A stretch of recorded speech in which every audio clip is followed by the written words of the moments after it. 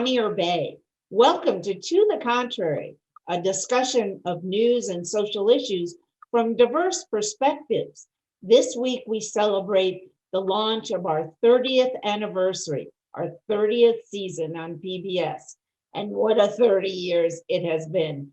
There have been so many changes. Those changes include numbers, the increased number of women in high levels in politics, the increased number of women in the C-suites in the business world, and the number of female heads of state. All have gone up in the last 30 years. The way we view issues has changed. Once considered a woman's issue, maternity, paternity, and family leave is now mainstream. And new laws address gender and pay equality, sexual harassment, reproductive health, and even how we look at gender.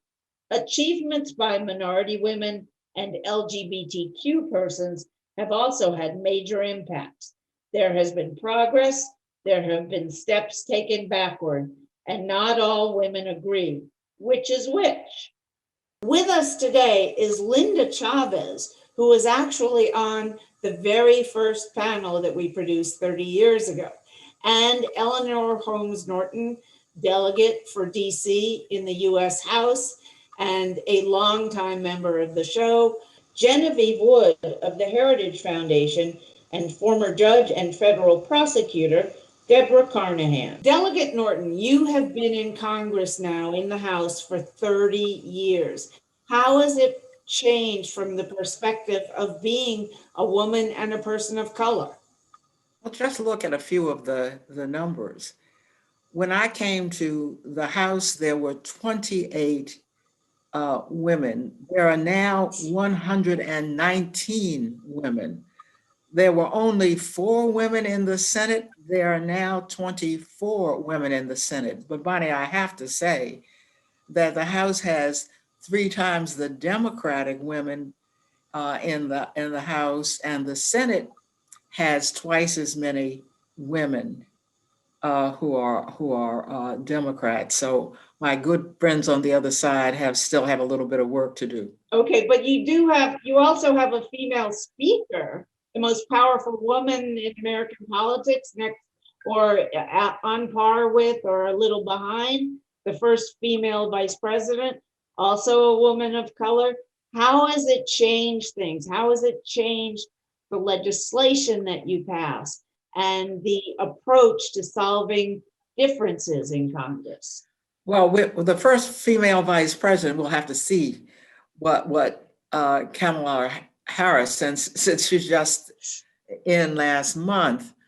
But we certainly have seen that it has made a difference, not only to have a female speaker, but to have so many women in the Congress. When you see the kinds of focus that the Congress is putting on families and on matters that are affecting women, they are legion, there are many of them. But that large number of women, Republican and Democrats, has helped us focus on women, families, and children. All right, Linda Chavez, what changes have you seen? You were, of course, a Republican for President Biden, and we have just gone through, by all accounts, a very strange, or let's put it this way, abnormal 4 years.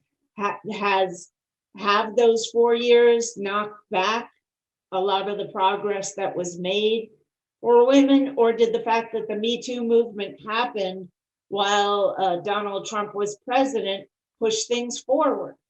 Well, one of the things that I had always hoped is, as you saw more women enter positions of power, and certainly in the Congress, that you would have more comity. That's M-I-T-Y, not E-D-Y.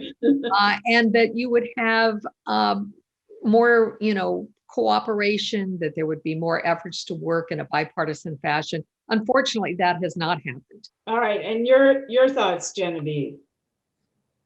Well, I guess I agree with a lot of what's been already said, Bonnie. First of all, thank you for having us on your 30th anniversary show. I guess we'd love to say that after 30 years, we wouldn't have to keep saying, "Gosh, it's another first for women," and I think there are fewer and fewer of those, which is a good thing, right? When somebody's no longer the first, it means there's been those before. And I think because of your show and a lot of other things, we talked about a lot of those issues, and a lot of progress has been made. I know we still have work to do, Congressman Norton, but this last freshman class that came in the U.S. House of Representatives had more female conservatives than ever in the history of the House. So I think there's progress on both sides. And your thoughts, Deborah? Well, I would certainly like to have seen more progress on women's issues. And that's been difficult. These are important issues that don't just affect women, but they affect families. They affect our small businesses. They affect all aspects of American life. So we just need to keep working hard. I'm very proud of Speaker Pelosi, and I'm so glad she's been there with us over these times. And people like Delegate Eleanor Holmes Norton has been there leading the fight. And so I look forward to more progress.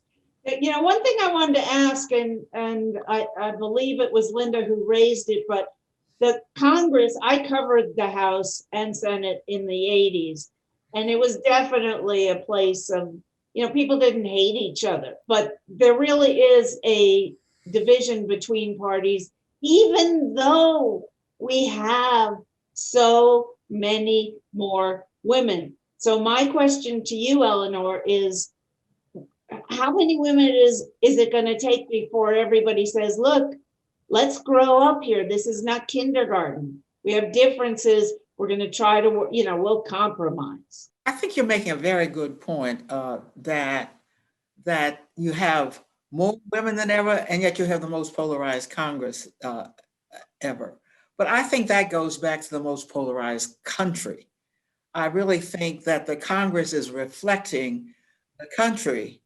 And I'm hoping that with the new president trying to speak to the entire country, that will begin to bring the country back together again. And I think you'll begin to see this in the new coronavirus bill, where you now see more than 70% of the American people supporting that bill. That's a good start to breaking this polarization, that we're all in the same boat together when it comes to this virus. Overwhelmingly, people are for the bill that's now before the House and Senate. It's gotten through the House. It's about to get through the Senate. That will be a very good start toward unity.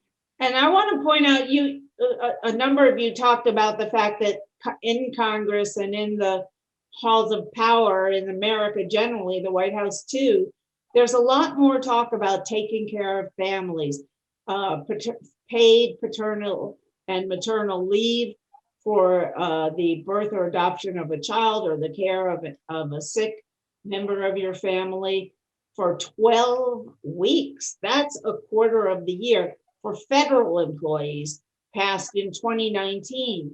That was when we started this show. There was a think tank out of New York that was lobbying for paid leave. And I remember thinking to myself, this will never happen. This will just never happen. And now we're on its doorstep for everybody.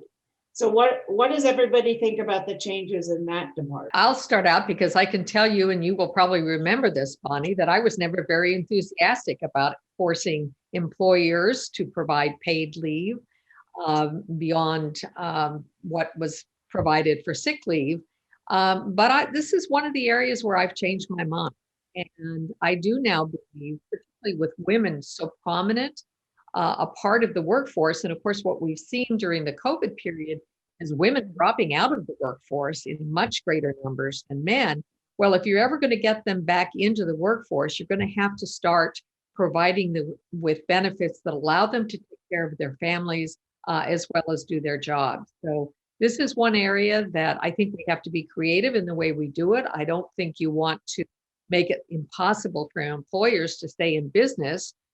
There are some industries where providing paid leave is much, much more difficult. So I would hope that people like Delegate Norton would sit down with some conservatives and come up with some plans that make sense, that aren't a huge burden on employers, but do provide those kinds of necessary benefits for families. It's amazing that you've changed on that topic. It really is.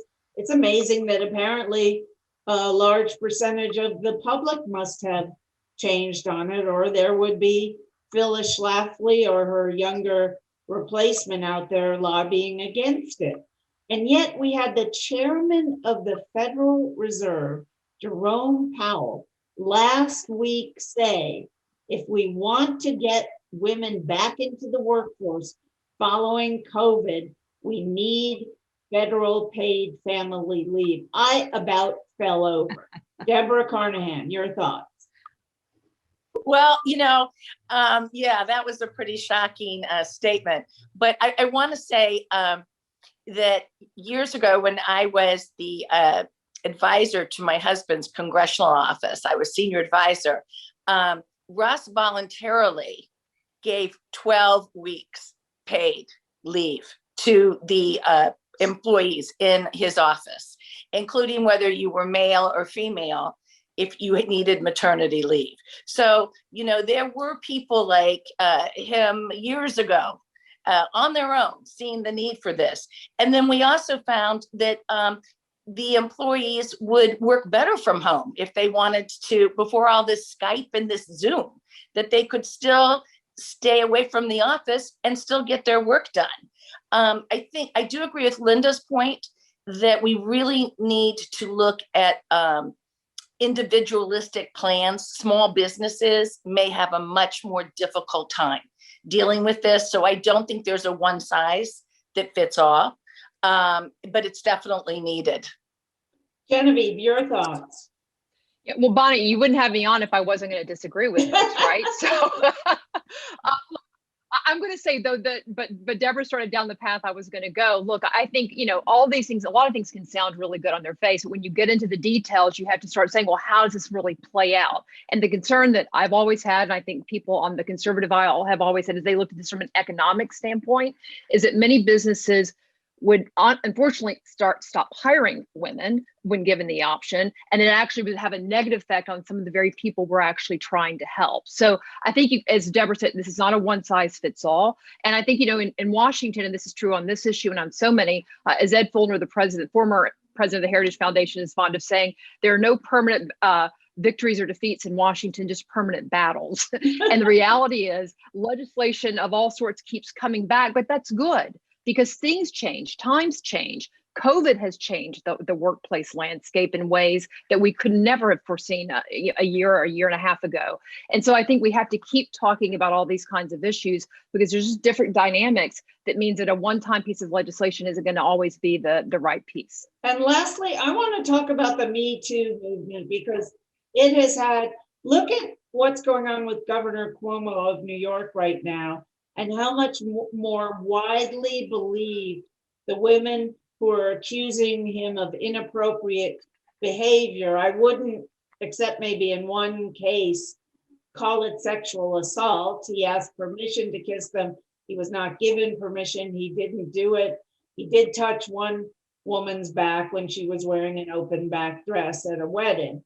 But look how much more believed they are. And I have to tell you, in the 70s, when I was, in the 80s, when I was a reporter for NBC News, I had a boss who cornered me in his backyard at a party he was having for the Atlanta Bureau, stuck his tongue down my throat, and I pushed him away and asked him what the heck he was doing. But 20 years later, I never thought I had been sexually harassed. And then come the Me Too movement, and I realized, hey, it happened to me too. Anybody else have experiences like that? Anybody else welcome the movement? Oh, heck yes. I mean, but the thing was, we never, like you're saying, we never really talked about it. It happened all over the place. I had a judge be completely inappropriate with me in his office. So many inappropriate things happened, but you didn't talk about it, and you feared repercussions. And you kind of got an attitude if you did talk about it, like, oh, who cares? You're fine. and it's much better now. And I'm so glad that women are coming forward. And I'm so glad that young women are more empowered today Genevieve, than I was at my age. At their age. Do you feel the repercussions are gone? Do you feel somebody who was, I don't know that I would feel any easier these days, although clearly the women who do have the guts to come forward are more believed than they used to be. How about you? I think that most women, I think, would feel more confident today coming forward because I think they believe they have a wider circle of people who would listen to them. I mean, I certainly know that to be true. And Bonnie, I have primarily worked in the media, NBC News as well, back in my early career, but most of it has been actually in the conservative policy arena. And I'm glad to say I've not had that experience. And unfortunately, I know many other women who have, but I think I would feel completely confident coming forward today. And I think a lot of especially younger women would feel that way because of their peers and the fact that it's just, you don't get away with things you used to get away with. And some of that is because laws have changed. Some of it's because public pressure and society has changed. Some of it's because our technology has changed. You can't get away with what you used to get away with. No and so I think there's a lot of different dynamics here. No secrets anymore. I mean, the right. woman who accused Governor It's all Cuomo, on this. Everybody's got this everywhere they go. Right. And the woman who accused Governor Cuomo had an incredible picture of him talking to her at the wedding where he's kind of like, smiling and grabbing at her and she's looking away like, don't you touch me. So much technology all over the place. It's amazing. All right. We are out of time for this segment. Thank you, Congresswoman Norton, for joining us. We know you have an appointment at the White House, so have a great time. And our next topic is immigration. A new poll from Populus, the American Aspirations Index, reports immigration is the country's most polarizing issue. Another Harvard University and Harris Insights survey finds 55% of Americans disapprove of President Biden's decision to reduce deportation of those here illegally who have committed crimes, such as DUIs. These are crimes that are not related to national security. And 47% disapprove of ending construction of Trump's border wall. In his first appearance since leaving office, former President Trump took aim at Biden for reversing Trump immigration policies. Taking the high unemployment right now because of the pandemic, a potential open invitation to people to come into this country and the pathway to citizenship if you get here. I think a lot of Americans are saying, what about prioritizing the needs of those who are here? I mean, when you consider, I believe one of the executive orders was around counting undocumented individuals in the census. Well, the census is going to determine a lot, including funding for localities. And of course, Patrice Onwuka is one of our regular panelists on To the Contrary. Now, Genevieve, as we've mentioned, a recent poll shows 55% of the American public does not want to see all that Trump did to prevent immigration rolled back. President Biden says he wants to unite this country, and he's going pretty far left on immigration. How the heck does he expect to unite a country when the most divisive issue he's rolling hard to the left on? He's already reversed Trump's ban on DACA, the Dreamers, etc. There are other things he's done. What do you think is going on here? Well, I think he made a lot of promises to the left base of the Democratic Party, and he's now trying to deliver on them. Look, you don't get unity by coming in and saying, we're not going to even have a conversation. We're just going to go with what we want to do, which is what we have going on right now. So that's a problem. And look, I think this country was built, as we all know, by immigrants. We open our gates to far more immigrants across the world than any other nation on earth. So I think everybody on this show and most Americans are pro-immigration. The question is, in what fashion? And I think many Americans are concerned about, yes, the economy, especially under COVID. They're concerned about national security. They're concerned about their own safety. They want the jobs. I mean, we've done stories before about how when a lot of immigrants, particularly illegal, funnel themselves into into a trade like construction, wages go way down.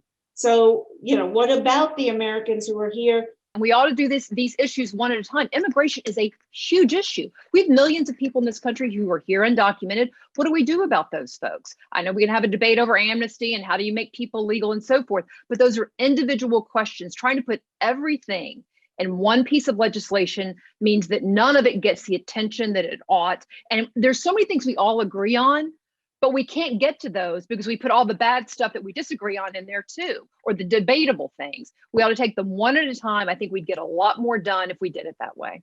Okay, well, Linda, and we might add that you are now a senior fellow at the National Immigration Forum. Go ahead with your thoughts. Well, first of all, 75% almost of Americans want, in fact, to see something done on legal immigration. And I will disagree with Genevieve, and I am very, very much a conservative and still consider myself a conservative. But it's just not true that Americans lose their jobs when immigrants come into the workforce. In fact, immigrants increase the number of jobs in every community, and every reputable study that's been done shows that. We're not talking, let me correct you for a moment. We're not talking about reducing the number of jobs. We're saying that they drive down the pay in industries where they concentrate. There is competition. We did a story a few years ago saying that construction wages in Texas went from $20 an hour to $10 an hour due to immigration. Bonnie, a lot of the statistics you're citing come right out of the Federation for American Immigration Reform, which is the largest and oldest anti-immigrant organization in America. And we just had they come from the New York Times. Well, they may very well have gotten it from FAIR. FAIR is out there. Every time you Google anything, FAIR comes up because they are an anti-immigrant organization that has been very successful. But the fact is, if we do not bring in more people to the United States, we are going to face a real crisis in our benefits programs like Social Security and Medicare. And the Trump administration basically shut down legal immigration in a variety of programs. They shut back the lottery program. They shut down some of the H-1B programs. And so we now have. But Linda, he also had 74 million people vote to reelect him, whereas Biden had 78 million voted to reelect. But this is the most divisive issue in the country. It's actually not. How can we? Most Americans. It was rated by Americans. Bonnie, can I finish, please? It was rated by a Harvard poll to be the most divisive issue in the country. If Joe Biden wants to bring the people together, is he just going to roll over the 74 million people who voted for President Trump? Bonnie, I think he's going to unite reputable the nation. polls show that 74% of Americans want to see immigration reform and want to see some path to legalization for people, many of whom have been here for literally decades. About 2/3 of the people who are in the country illegally, half of whom overstayed visas. They didn't cross the border, as we sometimes think of. Those people have been here for decades. They've been here for more than 2 decades. And so the question is, how do we change this? Genevieve is right. You roll it all into one big bill and it's probably not going to pass. And what you will see happen is that bill will be taken apart. There will be provisions put forward like the DACA portion. There will be other portions, including some of the legal immigration visas that I think will go before. But at some point, we have to recognize we are not going to take 11 million people and deport them. It would be like an atomic bomb hitting one of our major cities to wipe out. We're almost out of time, and I want to give Debra some time to share her thoughts. Well, I'm just going to throw one other thought, because I agree with a lot of what Linda said. I agree with a lot of what Genevieve said. I'm going to throw this in there. And we have seen the erosion of unions and the strength of unions. And, unions protect workers' rights, like construction workers, and wages. And unions are not very strong anymore, but that is one way and something we should look at, that people who come into this country, or they're illegal, or they're willing to work for less. If you had unions there, you may not be seeing that as much, because you wouldn't be allowed to employ those people and write those paychecks. All right, that's all we have time for. Okay. Thank you very much. That's it for this edition. Please follow us on Twitter and Facebook and Instagram. Please visit our PBS website at www.pbs.com/tothecontrary. And whether you agree or think to the contrary, please join us next time.